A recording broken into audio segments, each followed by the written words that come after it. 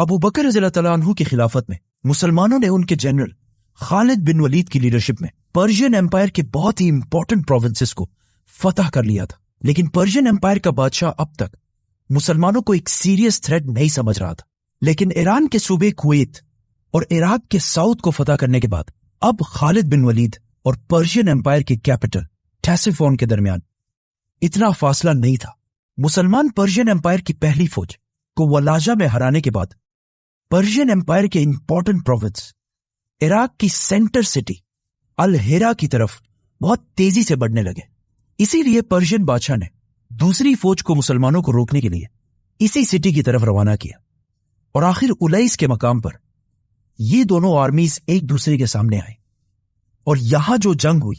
وہ واحد جنگ ہے جس کے بارے میں خالد بن ولید نے فرمایا تھا کہ میں نے جنگ متا میں رومن ایمپائر کے خلاف 9 تلواریں توڑی تھی، لیکن میں نے زندگی میں کبھی بھی الیس کے فوج جیسی کوئی فوج نہیں دیکھی۔ خالد بن ولید جنگ سے زیادہ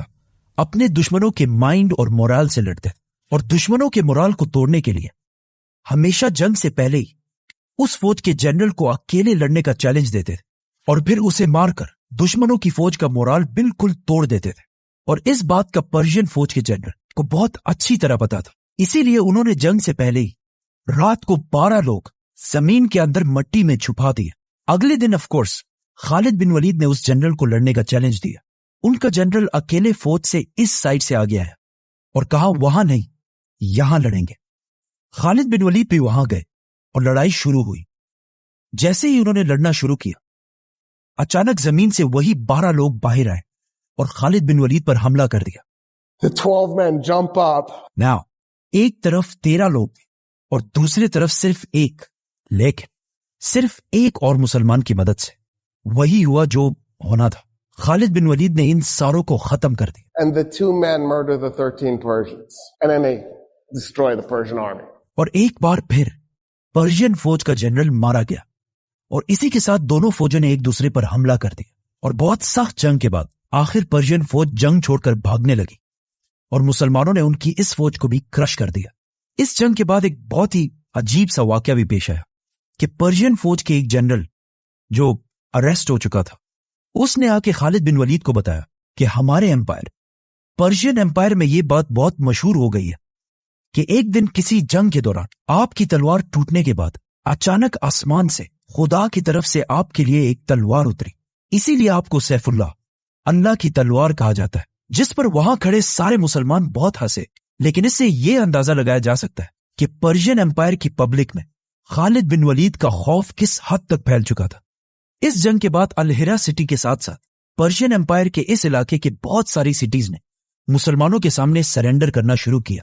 پرشین ایمپائر پر حملہ کرنے سے پہلے ابو بکر رضی اللہ تعالیٰ عنہ نے خالد بن ولید کو وہی انسٹرکشنز دیے تھے جو اس سے پہلے ہمیشہ رسول اللہ صلی اللہ علیہ وسلم دیا کرتے تھے، کہ کسی بھی بچے، بوڑھے، عورت پر انڈر اینی سرکمسٹانسز ہاتھ نہیں اٹھانا، اور کوئی درخت بھی نہیں کاٹنا، اور کسی سے کوئی چیز نہیں چھیننا۔ انہی پرنسپلز کو سامنے رکھ کر خالد بن ولید نے پرشین ایمپائرز کی ان سارے علاقوں کو فتح کرنے کے بعد اس علاقے کی ساری پراپرٹیز وہاں کے لوکل عوام کو واپس کر دی، اور انصاف، جسٹس کا ایک زبردست نظام بنایا، جس میں انہوں نے ساروں کے سامنے پرشین ایمپائر کے طاقتور لوگوں کو عام لوگوں کی طرح سزائیں دی، اور سود کا نظام بھی ختم کر دیا۔ مطلب خالد بن ولید جیسے ہی کسی سٹی کو فتح کرتے، اس سٹی کی اکانومی خراب ہونے کے بجائے اور سٹرونگ ہونے لگتی تھی۔ اور خالد بن ولید نے اپنی فوج کو سٹرونگ کرنے کے لیے جو ٹیکس، جزیہ یہاں کی عوام پر لگایا، وہ اس ٹیکس سے بہت کم تھا جو اس سے پہلے یہاں کی عوام پرشین بادشاہ کو بھیجا کرتی تھی۔ یہ سب دیکھ کر پرشین عوام بہت حیران تھی، اسی لیے جو سٹیز اس سے پہلے مسلمانوں سے آخری دم تک لڑتی تھی، آہستہ آہستہ صرف تھوڑی سی لڑائی کے بعد مسلمانوں کے سامنے سرنڈر کرنے لگی اور جزیہ ٹیکس خوشی سے دینے لگی۔ اب خلافت راشدہ پرشین ایمپائر سے اس سارے علاقے کو فتح کر چکی تھی، یہاں تک مسلمان سال 633 کے جولائی کے مہینے میں پہنچے تھے، اور جولائی سے لے کر سپٹمبر تک اگلے 3 مہینے تک مسلمانوں اور پرشینز کے درمیان کوئی بھی لڑائی نہیں ہوئی، کیونکہ خالد بن ولید ان نئے علاقوں میں اسلامک لاز قائم کرنے میں بزی تھے، اور پرشین بادشاہ دور دراز سے نئی فوج جمع کرنے میں بزی تھے۔ اب جب یہاں پرشین ایمپائر میں حالات تھوڑے کنٹرول ہونے لگے تو مدینہ میں مسلمانوں کے خلیفہ ابو بکر رضی اللہ تعالیٰ عنہ نے صحابہ کی ایک ہائی لیول میٹنگ بلائی، جس میں عمر، علی اور عثمان جیسے بڑے بڑے صحابہ موجود تھے. لیکن اس بار یہ میٹنگ پرشین امپائر کے بارے میں نہیں بلکہ رومن امپائر کے بارے میں تھی کہ کہیں رومن امپائر ان حالات کا فائدہ اٹھا کر مسلمانوں پر حملہ نہ کر دے. اسی لیے اس میٹنگ میں ابو بکر رضی اللہ تعالیٰ عنہ نے ایک فیصلہ کیا کہ بہت تیزی سے مسلمانوں کی ایک نئی فوج بنائی جائے تاکہ اس سے پہلے کہ رومن امپائر مسلمانوں پر حملہ کرے ہم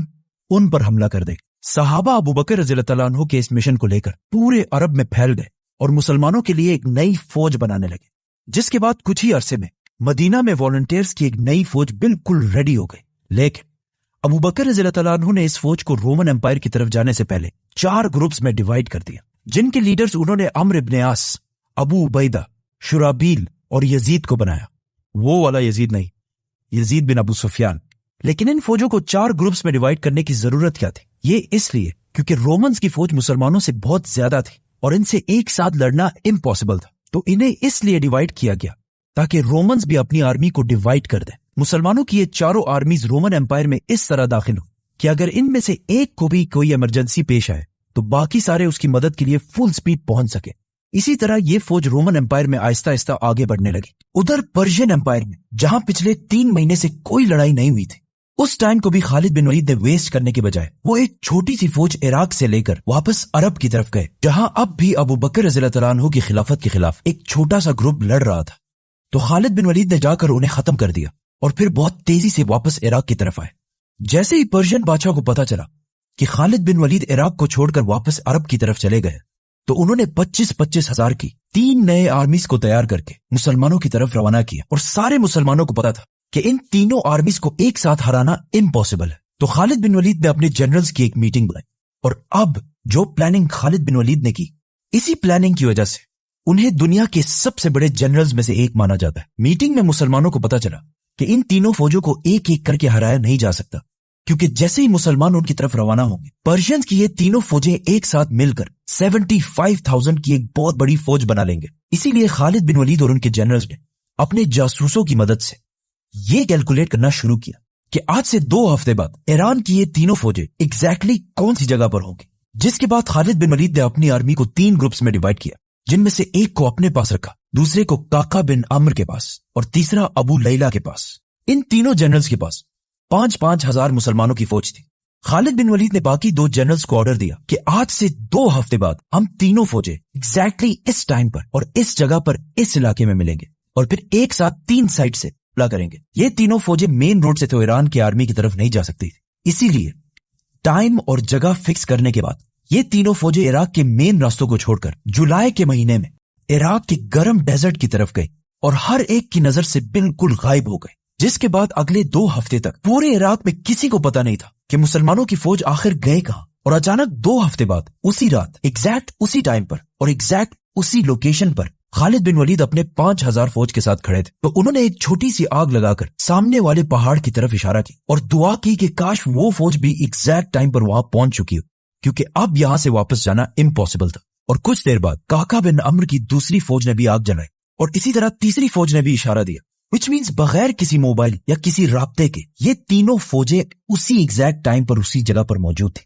اب جب ساری آرمیز پلان کے مطابق پہنچ چکی تھی تو خالد بن ولید نے حملے کا حکم دیا. مسلمانوں کی فوجوں نے پرشینز پر 3 طرف سے حملہ کر کے ہزاروں لوگوں کو بالکل کرش کر دیا اور پرشینز کی یہ پہلی فوج ختم ہو گئی. لیکن اتنی بڑی فتح کے بعد بھی مسلمانوں نے سیلیبریٹ کرنے کے بجائے دوبارہ رات کو میٹنگ بلائی اور اگین یہ کیلکولیٹ کرنا شروع کیا کہ پرشینز کی دوسری فوج آج سے 3 دن بعد ایگزیکٹلی کون سی جگہ پر ہوگی. اور یہ کیلکولیٹ کرنے کے بعد مسلمانوں کی تینوں فوجیں عراق کے ڈیزرٹ میں بالکل غائب ہو گئی. اور 3 دن بعد دوبارہ خالد بن ولید نے دیکھا کہ مسلمانوں کی تینوں فوجیں ایگزیکٹ اسی ٹائم پر اسی لوکیشن پر موجود ہیں. جس کے بعد خالد بن ولید نے تینوں فوجوں کو حملہ کرنے کا حکم دیا اور پھر اس فوج کے ساتھ بھی وہی ہوا جو ہونا تھا اور اس طرح پرشینز کی دوسری فوج بھی ختم ہو گئی. اور اگین خالد بن ولید نے جنرلز کی دوبارہ میٹنگ بلائی. ساروں نے پھر سے تیسری فوج کی کیلکولیشن کی اور ایک بار پھر مسلمانوں کی یہ تینوں فوجیں ڈیزرٹ میں بالکل غائب ہو گئی اور اس طرح مسلمانوں نے تیسری فوج کو بھی ختم کر دیا. اب یہاں پہ ایک بہت بڑا مسئلہ یہ ہوا کہ خالد بن ولید جب تیسری فوج کو کرش کر رہے تھے اس فوج کے درمیان کچھ نئے مسلمان بھی تھے جو اس جنگ میں سارے مارے گئے. اس بات کی خبر جب مسلمانوں کی کیپٹل مدینہ پہنچی تو حضرت عمر رضی اللہ تعالیٰ عنہ خالد بن ولید پر بہت غصہ ہو. لیکن حضرت عمر رضی اللہ تعالیٰ عنہ کے خلیفہ بننے کے بعد اس انسیڈنٹ और कुछ और इंसिडेंट्स की वजह से खालिद बिन वलीद जैसे अजीम जनरल को उनकी पोजीशन से हटा दिया, जिसे हम एक्सप्लेन करेंगे तो सब्सक्राइब। इन फौजों को खत्म करने के बाद मुसलमान सीधा फिराज की तरफ रवाना हुए। ये सिटी बहुत ही इंपॉर्टेंट थी क्योंकि ये दोनों सुपर पावर्स रोमन और पर्शियन एम्पायर के बिल्कुल सेंटर में बॉर्डर सिटी थी। और मसला ये था कि यहाँ पर पर्शियंस और रोमन्स दोनों की बहुत बड़ी फौज आबाद थी। ये उसी तरह का इलाका था जिस तरह आज पाकिस्तान और इंडिया के दरमियान वाघा बॉर्डर है। जैसे ही मुसलमान इस सिटी के करीब पहुंचे, उन्होंने जिंदगी में पहली बार, बल्कि तारीख में पहली बार, एक बहुत ही अजीब मंजर देखा कि पर्शियंस और रोमन्स की फौज अपनी सारी दुश्मनियां भुलाकर मुसलमानों के खिलाफ एक हो गए हैं और मुसलमानों से एक साथ लड़ने के लिए बिल्कुल रेडी खड़े हैं। रोमन्स और पर्शियंस के दरमियान पिछले 700 साल से बहुत सख्त लड़ाई चल रही थी और इन पिछले 700 साल में किसी भी तीसरी ताकत ने इन दोनों को चैलेंज नहीं किया था। लेकिन अब जब इन दोनों ने देखा कि मुसलमानों ने एक साथ इन दोनों एम्पायर्स पर हमला कर दिया, तो वो अपनी सारी दुश्मनी खत्म करके अपनी फौजों को मुसलमानों के खिलाफ यूनाइट करने लगे। दुश्मनों की फौज के फ्रंट में पर्शियंस और उनके पीछे रोमन्स खड़े थे और इन दोनों के पीछे एक दरिया जिसके ऊपर एक ब्रिज थी और मुसलमानों के पास फौज की सिर्फ एक लाइन थी। रोमन्स और पर्शियंस ने मिलकर मुसलमानों पर हमला कर दिया और इतना सख्त हमला किया कि कुछ ही देर में मुसलमान जंग से आहिस्ता आहिस्ता पीछे हटने लगे और बहुत सारे मुसलमान शहीद होने लगे। ये जंग इतनी सख्त थी कि जंग के दरमियान ही खालिद बिन वलीद ने अल्लाह से दुआ की, ए अल्लाह, अगर आज तूने मुसलमानों को फतह दे दी तो मैं किसी भी और जंग से पहले मक्का जाकर हज करूंगा, क्योंकि ये जंग ऐसी हालत तक पहुंच चुकी थी कि यहां से निकलना इम्पॉसिबल था। और इसी के साथ जीत की एक आखिरी अटेम्प्ट करने के लिए खालिद बिन वलीद ने अपने साथ वाले घोड़ों को जंग से दूर जाने का हुक्म दिया और कहा कि जंग से पहले बहुत दूर जाकर वापस पलटो और फिर डायरेक्ट हमला मत करना, बल्कि पहले दूर जाकर उस ब्रिज तक पहुंचो जो रोमन्स के पीछे थी और फिर वहां से दोबारा इस तरीके से रोमन्स पर पीछे से हमला करना कि रोमन्स और पर्शियंस को लगे कि पीछे से मुसलमानों की एक बहुत बड़ी फौज पहुंच चुकी है। जैसे इस फौज ने पीछे से रोमन्स पर हमला किया तो रोमन्स जंग छोड़कर हर तरफ भागने लगे, क्योंकि खालिद बिन वलीद ने इससे पहले ही फरमाया था कि पर्शियंस के मुकाबले रोमन्स काफी कमजोर लोग हैं। जब रोमन्स जंग छोड़कर हर तरफ भागने लगे तो पर्शियंस का भी सारा हौसला टूट गया और वो भी जंग छोड़कर भागने लगे और इस तरह अल्लाह ने खालिद बिन वलीद की दुआ कबूल कर ली और मुसलमान जंग जीत गए। लेकिन अब खालिद बिन वलीद को भी अपना वादा पूरा करना था, इसीलिए उन्होंने अपनी फौज को इस सिटी से वापस अल हिरा सिटी की तरफ जाने का हुक्म दिया और खुद इस फौज के बिल्कुल पीछे चलने लगे। जैसे ही ये फौज थोड़ी आगे चली गई, खालिद बिन वलीद बगैर किसी को बताए सिर्फ कुछ और साथियों के साथ इराक के डेजर्ट की तरफ से फुल स्पीड मक्का की तरफ जाने लगे, क्योंकि ये दिन बिल्कुल हज के दिन थे। रास्ते में खालिद बिन वलीद बहुत ही कम आराम और बहुत ही कम खाने के साथ फुल स्पीड मक्का पहुंचे और मक्का पहुंचते ही अपना चेहरा छुपाकर हज करके वापस घोड़े पर चढ़े और सीधा वापस इराक की तरफ चलने लगे। जैसे ही वो वापस इराक पहुंचे, उन्होंने देखा कि मुसलमानों की फौज अब उस सिटी पहुंच रही है और इस तरह बगैर किसी को पता चले खालिद बिन वलीद ने अपना वादा भी पूरा कर लिया। लेकिन अबू बकर रज़ियल्लाहु अन्हु की इंटेलिजेंस एजेंसी बहुत ही ज्यादा स्ट्रांग थी और उन्हें कुछ ही दिनों में खालिद बिन वलीद के सीक्रेट हज का पता चल गया और उन्होंने खालिद बिन वलीद को लेटर भेजा कि बगैर पूछे